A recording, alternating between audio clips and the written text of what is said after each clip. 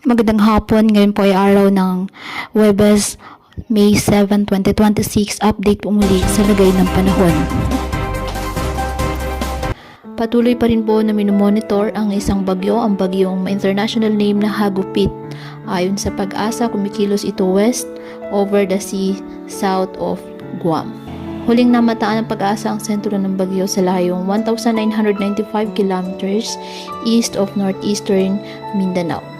Nasa labas po ito ng ating Philippine Area of Responsibility.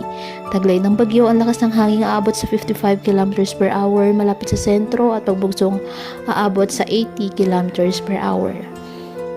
At kumikilos westward sa bilis na 20 km per hour.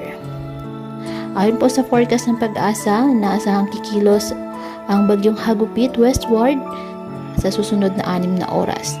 At inaasahang papasok ng Philippine Area of Responsibility sa araw ng Sabado ng gabi at Linggo ng umaga.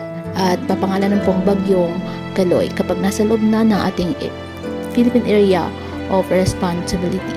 Sa Martes, posibleng humina ang bagyo bilang isang tropical depression habang nasa Philippine Sea.